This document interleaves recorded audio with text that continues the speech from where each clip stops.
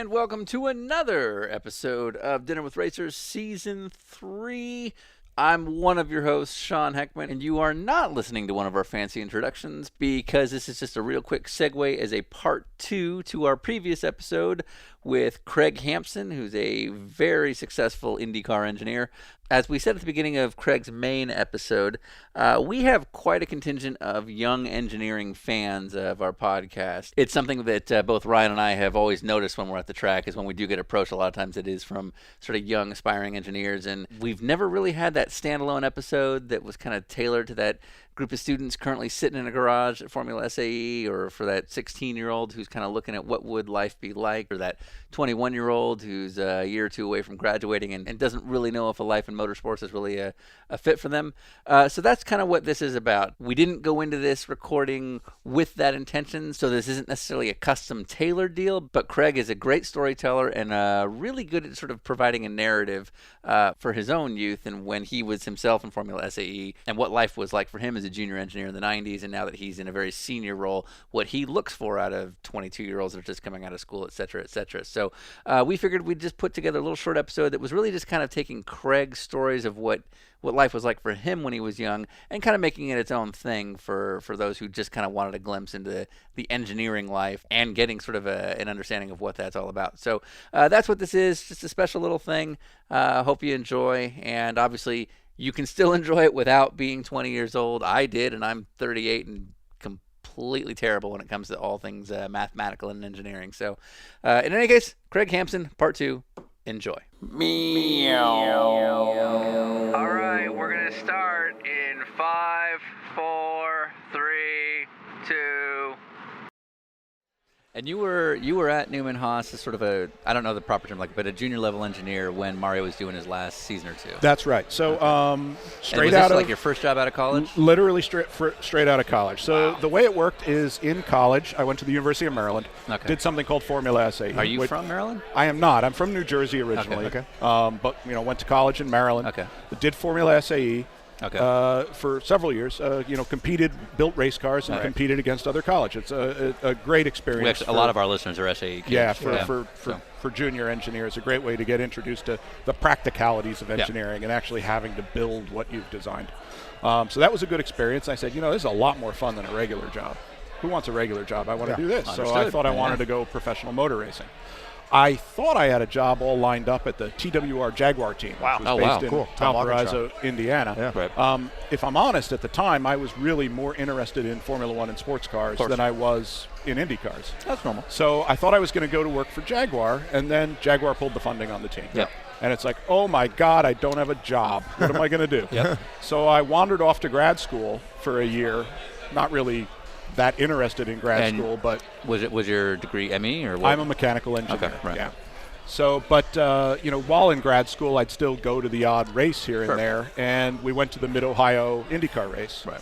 And one night in the bar in the Holiday Inn, I ran into Todd Boland, who I knew from the Formula SAE experience. He had gone to Virginia Tech. I had gone to Maryland. They're regionally close. Right.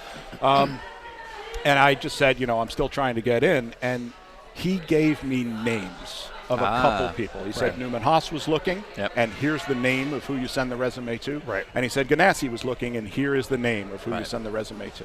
So I could send resumes off all day. Right.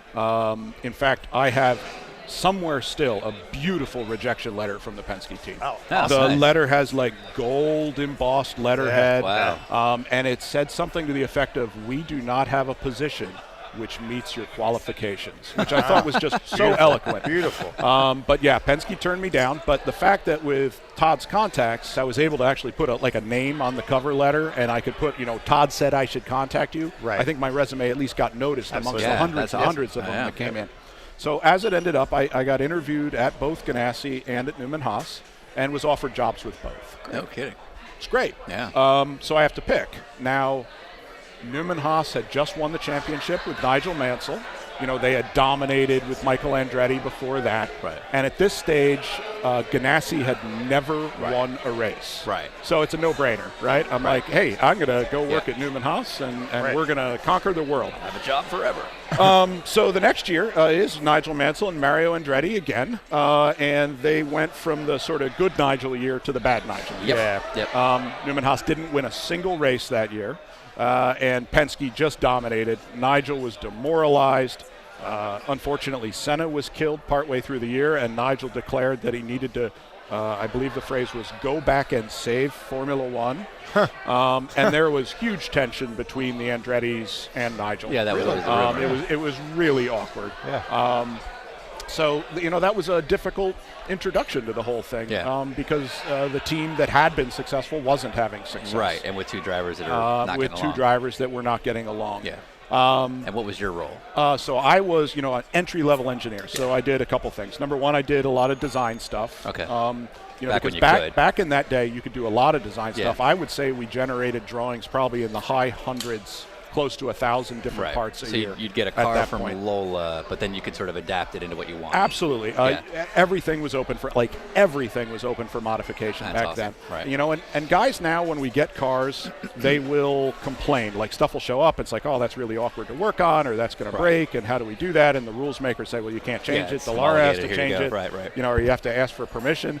Back then, the car was every bit a piece of junk as anything we get now. In fact, it was probably worse. But the fact is, we just rolled up our sleeves and started changing stuff. Right. That's cool. So the money existed to do that, and it was the freedom within the rules to do that. Yep. You can't do that now. Right. So I did a lot of design work, but then I also traveled, and I would be what would be called the data engineer, which is I ran the data system on the car, offloaded the data, and made sure all the sensors were working. Which I'm sure is very different from now. It was probably some old DOS something that you're pulling down. Yes. Yeah. So I tell the young guys that we work with now, I'm like, when I started this, in order to give Nigel's data to Mario's engineer, I copied it onto a floppy disk, and I handed the floppy disk to the other guy. The old, like, 5-inch, he handed me his floppy disk, and we had these big racks of floppy disks, which when we were cleaning out the shop, we threw away, and now in hindsight, I'm like, oh my God, we threw away Mario Andretti's floppy disks.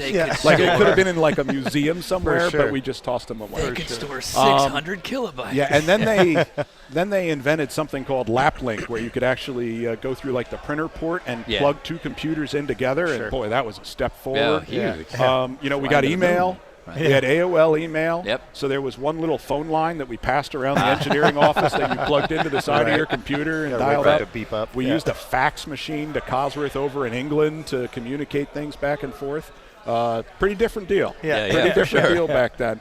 I even remember, you'd have a laptop that you used to communicate to your car, but you didn't really have anything else to do with it. So when the race weekend was over, you'd leave it on the truck. Right. And just whenever the truck got back to the office, you'd take your laptop off. And you're the 22-year-old kid, so it's your job, I assume, because it's still fairly new, all this stuff, so you have to figure it out, presumably. Todd Boland, he was a computer science major. He was a good educator about the whole thing. He was 2 years more experienced than I was. Your head is spinning. There's a lot going on. And people will ask me, well, what was Mario like as a driver, or what was Nigel like as a driver? And I can note some very, the odd point here or there, but I didn't understand them at the same level that I would understand Sebastian Bourdais or James Hinchcliffe. You were the data kid. I was the data kid. I was still learning, and a lot of the terms. I remember at one point being a chief mechanic making fun of me, where he's like, well, we have to change the tilt on the car. And I was like, what's tilt? and he thinks this is hilarious. Well, the reality is that tilt is when we go to an oval, we set the right-hand side of the car up higher than the left-hand side of the car, so that when we go around a corner, it rolls flat, and we can be as low as possible. Right. Well, we didn't have tilt on a Formula SAE car. It wasn't going around an oval. It was in a parking lot. Right. We were setting up the ride height with a ruler. I mean, it was a different approach. Yeah, so there was a lot of learning that went on at that point. But, I can say it's kind of neat. In my career, I did work with Mario Andretti. I worked extensively with Michael Andretti. Yep. And I worked some with Marco Andretti. Yeah. That's pretty cool. Yeah, it is cool. Yeah. You know, How long would it take to pull a session of data? Like when you it really wasn't that long. I would say the offload was a similar amount of time, but Okay. that's because you just couldn't record that much. Yeah, right. Yeah, With as the opposed word to that like fast. gigs Yeah. of data, You know, it's kilobytes. it Right. thankfully predates me, but my understanding is the very first data system, you actually walked out with a printer, and you plugged the printer into the side of the car. Oh, no so way. rather than offloading onto a computer, the printer just printed like 3 sheets of paper Yeah. of like speed and throttle and steering. You know, here you go, and then you could stare at them. Right. So, 3 lines. you know, now the Formula lines. 1 guys, they don't even plug into offload. it's all As soon as the Bluetooth, thing, right? it's all Bluetooth, Yeah. you know, Bluetooth or Wi-Fi or whatever. It Yeah. hits pit lane, and they've got the data before the thing even comes to a halt. Right. That's you know. crazy. Right. Yeah. The technology's come a long way. I suppose we must ask ourselves, has the technology actually improved the fan experience? product. Yeah. Right. The sport. Yeah. You know, are we more popular for it? Are we less popular for it? Sure. And I don't really know the answer to that. I know at this point, every time new technology comes, no one's willing to give it up. Right. You know, everybody wants to know what the temperature of their tires are or the telemetry that they get. You know, I don't know how we would operate without that stuff. Yeah, you can't just go back. Right. But has it actually made the sport better? I don't know. So kind of going in that direction, what about motorsport attracted you at a young age? Like, were you a racing fan? Was your dad a racing fan? Or did you go to school and then you said, okay, I can do this, and that's an industry I like? A combination of stuff. So my dad was a car guy. Yeah. He didn't do it professionally in any sort of way, but he had drag raced on like a semi-amateur level prior to when I was born on the East Coast drag racing scene. He also did some announcing for the sanctioning bodies there. I can remember 1930 Ford Model A that he did. Right. We had a Willys Jeepster. Ah, cool. Had a really nice 66 candy apple red Mustang Fastback that I just lusted after when I was sort of 14, 15 years old. And my father was not a dumb man, so he knew exactly what was going to happen when I got my driver's license. So he arranged to sell it just as I was getting my driver's license. Right. But, you know, I had dreamed about the thing, so he let me drive it once before it went away. Okay. And so I got in this thing, and it was terrible. It had so much play in the steering, and it wandered all around, and you hit the brakes, and it wouldn't stop. A minute later, and it's trying to I was stop. like, you know, maybe this isn't quite what I wanted. Right. Sell it. You know, so, you know, my experience with my father was you worked on your own car, you did mechanical things. We'd wander down to the body shop or the junkyard or the machine shop. The different people that, you know, I worked at a service station that was owned by a friend of his. So that was all really good. But if I'm honest, I wasn't really a car guy at first. I was more interested in like rockets and airplanes. I thought I'd be an aerospace engineer. But once I got my driver's license and then also realized that, you know, the aerospace industry was kind of dying. We weren't going to the moon anymore. This was the 80s? Yeah, you know, the space shuttle thing isn't quite working out how it was. Basically, the government and the general populace was figuring out, you know, this is too expensive and we're not all that interested. Right. So the cars got more interesting to me. You know, we would go to the race at Nazareth, the IndyCar race there, went to the race at the Meadowlands, would go up to Lime Rock. Cool.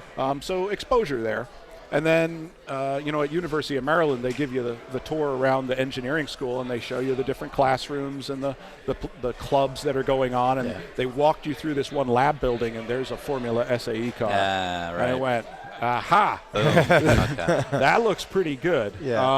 So I did the solar car at Maryland, got to race across Australia, which was an interesting thing.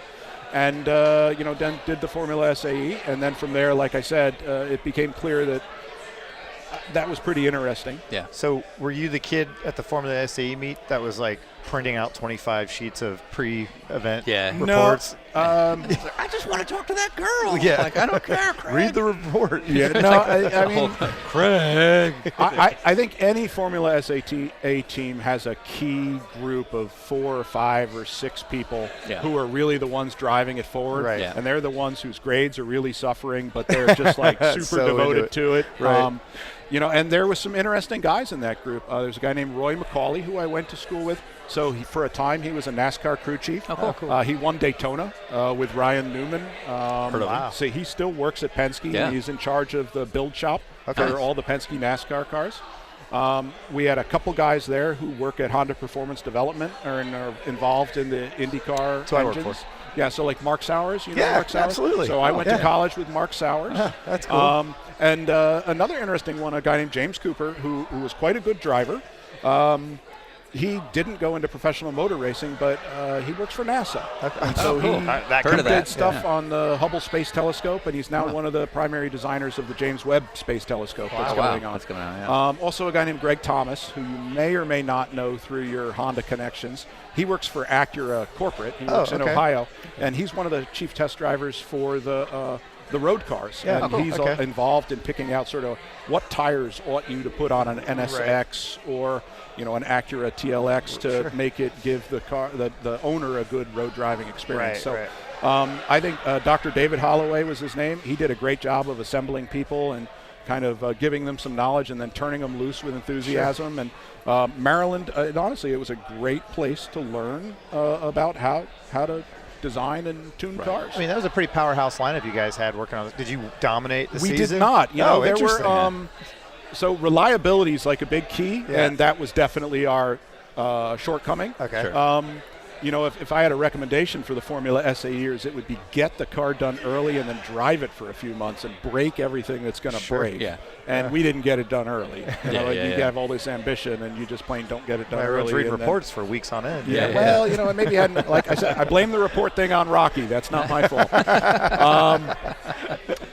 But the car wasn't reliable enough. Yeah. But there were, at the time, Virginia Tech was very strong. At the time, Cornell was very strong. And then University of Texas at Arlington was very strong. I think a lot of these places you'll find if there's a professor who's really into it and keen, he guides the program along and, creates enthusiastic students then. Sure. And so I think it ebbs and flows depending upon what professors are employed where. Sure. And, in different schools become strong and then, fall by the wayside again. Back then it was just an American thing, and now it's worldwide. The European schools come over, schools from Asia come over. The German schools, as I understand, are really strong, and they're strong in part because they get a lot of assistance from the German auto companies. Sure. Right. But, I can't say enough good things about the Society of Automotive Engineers program and what they did for me in college in terms of giving me a head start, because I wouldn't have ever gotten the job in motor racing if I hadn't done the Formula SAE. Well, and you went to interview with Andretti and Ganassi and got offers from both of them. That's pretty much like the upper echelon of motorsports. The tough thing is when I interview young engineers, I'm probably a tough interviewer. Right. I ask them pointed questions, which are not necessarily.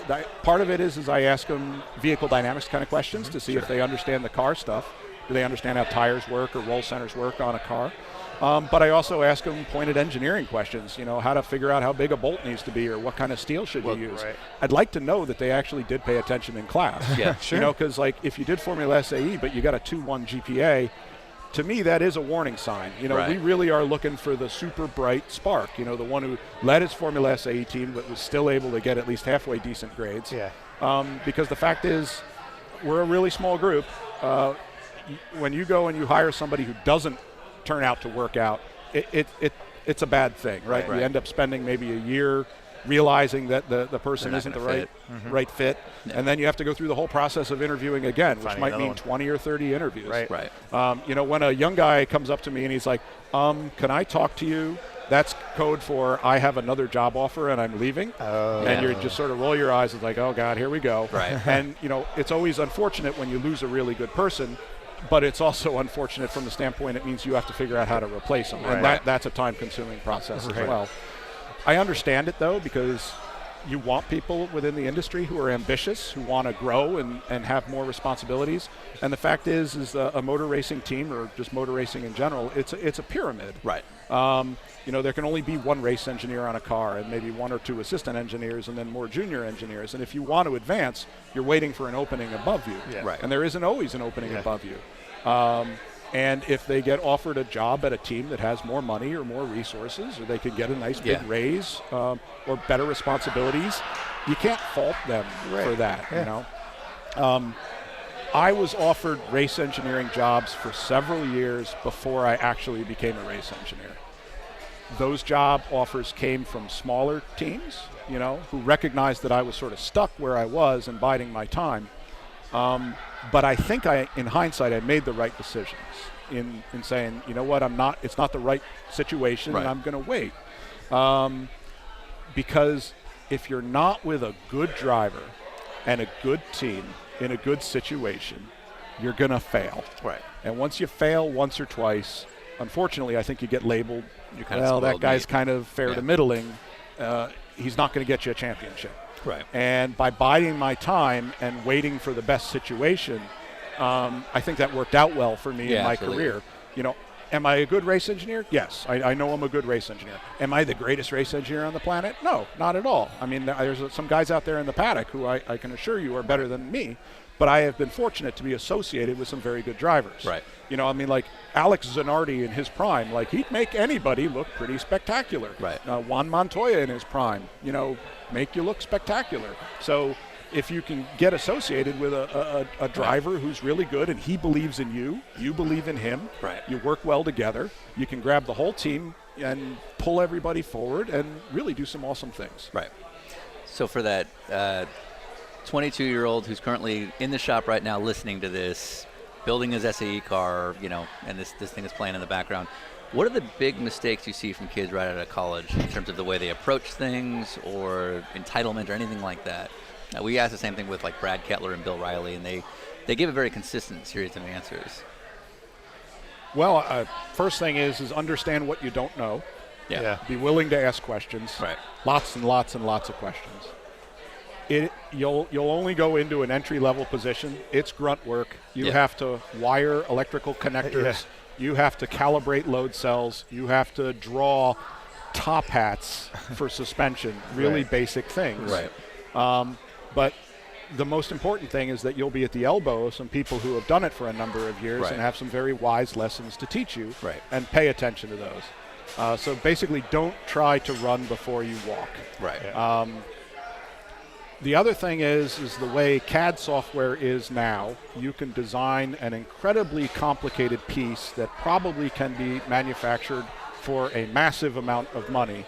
But is that really the best way to do it? Copy. So I always tell my guys when they're designing a part, try to think about it that you're actually going to be the guy that had to make it. Right. And you maybe would have had to make it on a hand mill back in the Formula SAE shop. Yeah. So take some sympathy on the poor guy who does have to make it, Yeah. and don't make something stupid. Try and think a little realistically about it. I also tell them, let's get it about 90% of the way there, not 100% of the way there, because that last 10%, you can end up spending 2, 3, 4 weeks on something, optimizing the last little bit. If we have a team of 4 or 5 people, we don't have that 4 or 5 weeks to spare. Right. So if you can get something that's about 90% right, it's going to be strong enough, it's going to do the job, and we can get it done and made and move on to the next project, let's do that. Copy. In terms of things like reports and research that we might be doing, say something like a wind tunnel test or a shaker test or a torsion test, write down the procedures. Document everything you're doing. Be very careful about labels on stuff, calibrations, units. I have told my guys, I said, look, treat this as if you're going to unfortunately get run over by a bus tomorrow. Yeah. And if you do get run over by a bus, I've got to have some other guy pick this up and continue on with it. So, that's, if you're doing your job professionally, you should be able to make it so somebody else can take it over at some point later. And then I think, like I said, there are some people who take on, say, a job that, they try to race engineer too early, and it doesn't go well. In terms of jumping in to be a hero or taking a job with a team that they can't win at? I think as long as everybody is realistic about a team that isn't ready to win or has limited resources, that's okay. But what I'm talking about is personally, that you can do the job that's being asked of you. Right. You got to be sure about that. You have to know that you're going to have the answers, because sometimes it's really hard. And if you look like a deer in the headlights, or you end up making a lot of choices that aren't the right choices, that will catch up with you. Yeah. And eventually it could potentially run you out of the business or run you into a lower series, and you'll never recover from that. Right. So you need to be sure you're ready. And I would say you're ready when, as the assistant race engineer, you're watching the race engineer do stuff, and you spend a lot of time going, why is he doing that? Actually, no, I don't think I would have done that. I would have done this instead, and here's why I would have done this instead. And you can have almost a peer-to-peer level conversation with the race engineer. Right. And when you feel like you can do that, then you're probably ready. Back it up. I heard a story, I won't name the team, but they had a junior engineer who wanted to be a race engineer. So they were doing a Sebring test, and the team said, all right, we're going to see how this is going to go. And they intentionally had the race engineer not get there. Oh, and so the kid was there, and they're like, oh, the race engineer hasn't made it. Yeah. I guess you're going to have to be the race engineer today. Right. And, that's just tossed in at the deep end, right? That's Didn't like expect That's a dad great way to do throwing you in the No swimming chance pool to there. prepare. But if you No do chance it, to prepare and everything. And, in that case, I heard it didn't go well. And they said, okay, well, not ready yet. Yeah. There's other cases where, Tom German, who works at Rahals now, he's won a couple Indy 500s. He won the one with Rossi a year ago. He worked at Penske for a long, long time. He was a Firestone tire engineer. And then he went to Patrick Racing as an assistant race engineer. And the guy who was supposed to be the race engineer, for whatever reason, just decided to, disappear in the middle of the night. And so they go in the next day and they're like, the dude is gone. What do we do now? So they looked at Tom and they said, well, this is you. I guess you're the race engineer today. Yeah. And he did well. Great. And he's been a race engineer ever since. Right. So odd circumstances can come up at any given time. Yeah. Guys who are married, their wife might be having a baby. Right. They got to go, Yeah. and we need like a football team, it's next man up. Right. So, always try to be as prepared as possible. So the career advice I just heard is if you have options on the table, go for the one where his wife is pregnant. Or kidnap the guy in front of you Yep. for your career path. Yep. Take his job the next day. That's right. what That you guy, did? Is that how that you guy did who it? wandered out in the middle of it, we don't know where he is. All right. Something could have happened. I'm not blaming Tom. Who Okay. knows? Fair enough. But he did get the job. He did get the Yeah. But again, once you get the job, you got to run with You it. got He's it. won a bunch of championships, Indy 500s, all Yeah. that kind of stuff. So I guess he knows what he's doing. So in all this, we never discussed you started out as sort of the data guy and doing junior engineer stuff. Where did the phone call come from to make the step up? I had talked to the bosses at Newman Haas, and I had said, I'm getting offers to be a race engineer. I don't particularly want to leave, but I need to know at some point I'm going to be moving up you're here. on the course, sure. And, they said, yes, that's going to happen. We can commit to that, but we can't put a timetable on it. Right. And around when is this going on? This is early 2000s. Oh, okay. So you've been there almost 7 or 8 years. at this point. Yeah. Okay. And Todd Boland, who I've mentioned, was Christian Fittipaldi's race engineer. Yeah. And it was time for his contract to be renewed. And he was being pursued by other teams. And they said, Todd, we need to renew your contract. And Todd said, I can't do that right now, which is code for because I'm going to go somewhere else. Yeah. And that somewhere else ended up being the Rahal team, which did work out just fine because he won the Indy 500 with them. But usually what happens at that point in any race team is when you've indicated that you're not planning to stay around, you're invited to not stay around immediately. Yeah. So Todd was invited to not stay around, but the racing season wasn't over yet. Okay. And so they looked and said, well, Craig, here you go. So I was now Christian Fittipaldi's race engineer. Nice. Which was a good situation for me because there were a lot of experienced people there, people I could ask questions of, rely on. It was a little awkward, though, because I had been the guy doing, all the fuel and strategy on D'Amato's car. Oh, wow. Okay. So what we would do is I would do all the race engineering on Fittipaldi's car through practice and qualifying and everything.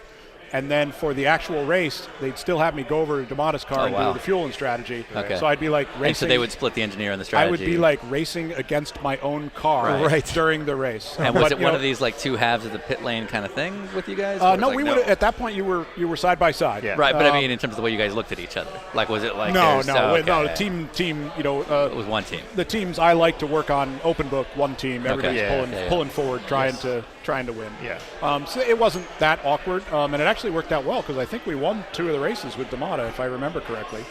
But so it was a good introduction. And then the next year, you start out the whole winter off season, testing with Christian and everything, and now I'm firmly ensconced on that car. Yeah. So we had quite a good year. D'Amato won the championship that year. We didn't win any races with Christian, which is unfortunate. We were close a couple times, and things didn't work out. Probably the most vivid thing is I am responsible for the rule that if you cause a red flag in qualifying, you lose your best lap. Yep. So because of the way they were setting it up, I made the suggestion that winter that this should be the rule. If you cause the red flag, you use your left lap. Okay. So, I said this is how we should do it, and that would be an appropriate penalty and all that kind of stuff.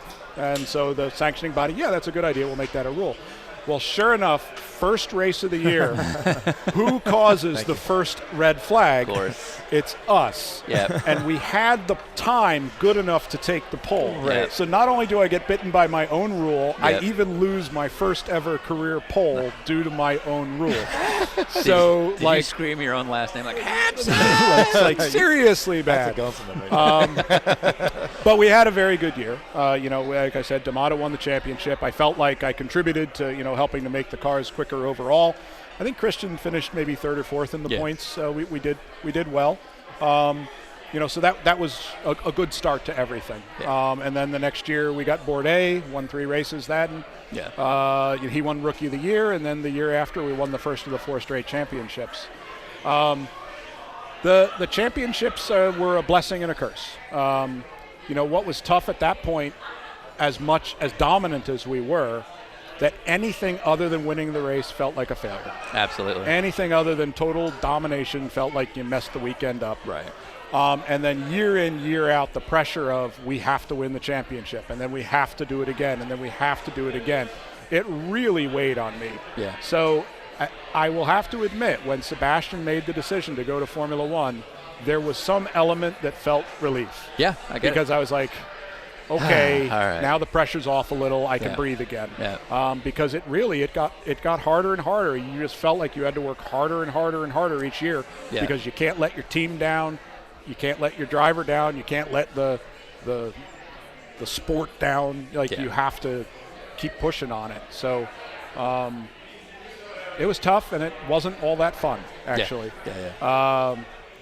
And you only remember the things that went wrong, and you don't necessarily remember the things that went well as much. That's great. So what would, let's say, because when you start as a mechanic, especially smaller team, new guy, the engineer is often highly regarded as kind of the boss. You know what I mean? You're on that same kind of authoritative figure. Management level. Exactly. Yep. What would you say the gopher on your team thinks when he sees you walking through the shop? Is he don't look him in the eye? Yeah. Make sure his coffee's just the right temperature. Well, fortunately, our team is so small, you can't get anything like there that. Is no and like I said, it's I go to work in jeans and a golf shirt. Yeah. I'm not looking fancy at all. So there's nothing like that. We don't have the super high level management. Certainly a bigger place like a Penske or Ganassi or an Andretti, it's going to have that kind of thing. But I think everybody can talk to everybody. And honestly, if there's a mechanic on the team who doesn't feel like he can come to talk to me, then we have a problem. Right. Because that guy is just as bright as I am, and he might have just as good an idea as I have.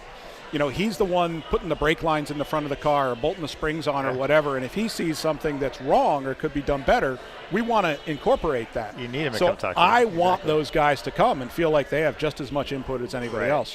At Coyne, we had a meeting on Monday, which was the first day back from the postseason break, where we went over with everybody on the team. Okay, here's the list of projects we're going to be doing here in the winter. Got everybody's opinion. Is there anything else you want to bring up? You got everything. We're all trying to pull in equal amounts. Right. So you don't want prima donnas on the team. Now there comes a time where somebody does need to be in charge. Someone needs to make a decision. Somebody needs to make the hard choice. Or if we're talking ourselves in circles, somebody needs to go, all right, here's what we're going to do. I recognize that that's me or Dale Coyne above me, something like that. And if you're going to question me after I make that, well, that's going to be a problem. Yeah. Now, is my decision correct? Maybe not. But we had to make a choice at this particular fork in the road and head forward with it. It's pretty common on race teams where the mechanics are bugged by the engineers because the engineers can't set up the car and they're stupid and we don't go fast enough and all that kind of stuff. And the engineers are frustrated with the mechanics because why couldn't we change that spring quicker? Why couldn't we do that? Or why did the car break down? But I think if you step back, everybody is doing the best they can. Yep. They all have the same goal, which is to win the race or run as well as possible. And if you kind of recognize that, then things should be okay. Sometimes there are people who have a bad attitude and they're just sort of permanently like that, and you need to maybe try and figure out, okay, how do we deal with that? But, for me, I think at Coin we have quite a good little group. When you say small team, I mean really how many small people work team. at Coin full time? It's full time. Oh. It's like we went to Derek Walker's shop 2 years ago. Yeah. And this is and like that after was when he was running the Falcon Point. I was just wrapping up. Just wrapping up, and that was a big building, and there was a lot of empty rooms. And he gave us a tour, and he's like, "Oh, that was the engineering room, and that was this and this and this." And it was like, whoa. The organization was clearly coming to a halt, but the facility, which was considered a small team, was way better than most sports car teams. Yeah. Right. I mean, in terms of an IndyCar, number one, our building is quite small.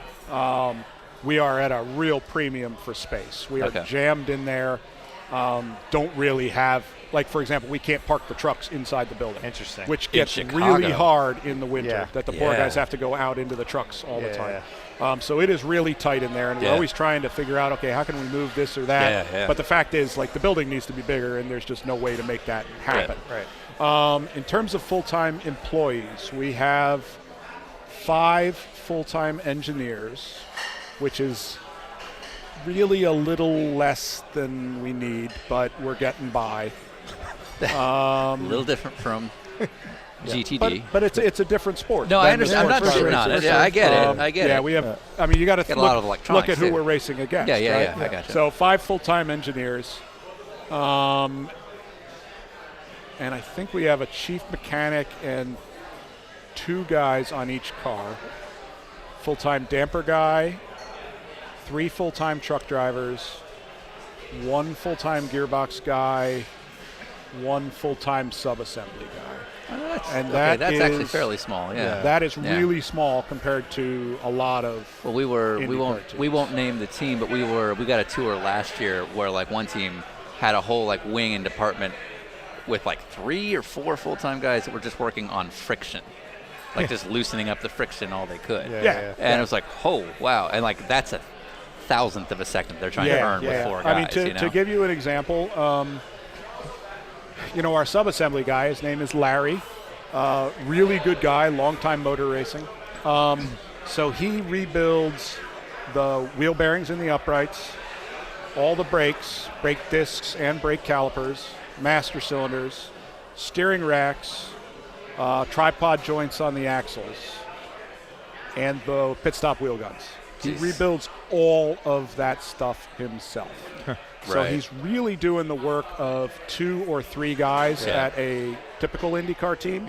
And in addition, Larry travels. He goes to the races. He's a mechanic on one of the cars during the races. Whereas, like a Ganassi or a Penske, they'll have sub-assembly guys back at the shop. And so they will leave last week's stuff there. It gets rebuilt. It's ready for them when they get back to the shop. Yeah, for sure. That only works if you have spare pieces that you can leave back. If you're just using the same pieces over and over again. To defend Dale in here, Dale knows what we want to grow into. Right. It's just It's these just things expensive. take money.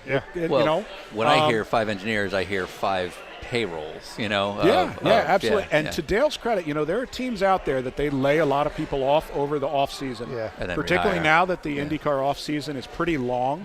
Dale does not lay anybody off. He keeps us all employed over the winter, to his credit, because that's the right thing to do for your people.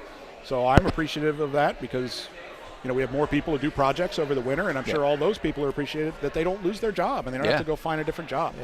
So Dale does it right, but it's small. It is far and away the smallest team in the paddock. It does put a bit of it shows how important the engineering side of this is, that you have 5 full-time engineers, but then like as a total of employees, it sounds like maybe 12 to 15 people. Yeah. Oh, wow. That's 33%. So you look at the percentage, like, that shows you how. And in some, the junior engineers, they will do some of the wiring on the cars. Sure. There's a lot of calibrations for sensors and things like that. But a lot of what we do is looking at data, setups. There is some simulation stuff that has to be done.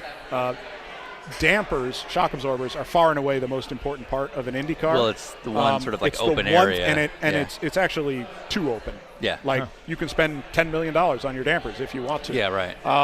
And it is the differentiator between a Penske, a Ganassi Well, and say an us. Like arguably, when we get to a street course in Penske's 1 through 4, Yeah, where I mean, dampers are really going to show up You the don't most, actually need to be an expert. If you just go out and you watch the Penske hop over a bumpy area or Right. hop over a curb and look at how it takes those curbs and how it recovers and the amount of grip it has, and then you watch somebody else, Yeah. it's obvious that they are way ahead. But you got to keep in mind, I mean, they do have engineers back at the shop who are Yeah. working on the shock absorbers. They build their own shock absorbers. You know, there's Penske shocks. Like if you're an Yeah. amateur level racer, you can buy Penske shocks. Those aren't Penske shocks. That's a different company. Yeah. They license the name from Yeah. Roger Penske to call them Penske shocks, but that's got nothing to do with Roger's IndyCar team. Roger's IndyCar team, they build their own shock absorbers. Yep. From what I can see in photographs, it's a magnesium-bodied exotic piece of art. Yeah. I don't know what happens inside it, but it's pretty impressive. The Penske team owns their own shaker rig. Right. The Penske team owns their own wind tunnel. They own their own wind tunnel model. Yeah. These aren't sour grapes, but That's what you're up against. that's what you're up against. Yeah. That's what you're trying to beat. You know, and we happened to be pitted next to, I think it was Will Power's crew at the last race. You know, and you're friendly with them and you're chatting with them, and I say, you know, hey, congratulations on you guys all being in the running for the championship. You know, probably a stressful weekend. You know, keep all the guys playing well together. But, you know, that's just great that, you know, all 4 of your guys are up there. And he's like, we ought to be up there.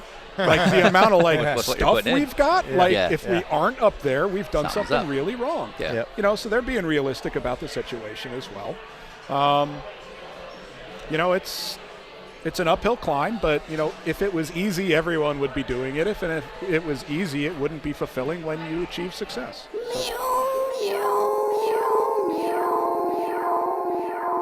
I'm finished.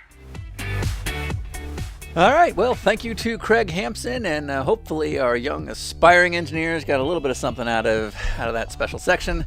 And let's get the heck out of here. Next up is Tiger Dog, a new submission to us that you can find on Spotify, and this is a song called "Seriously." Seriously.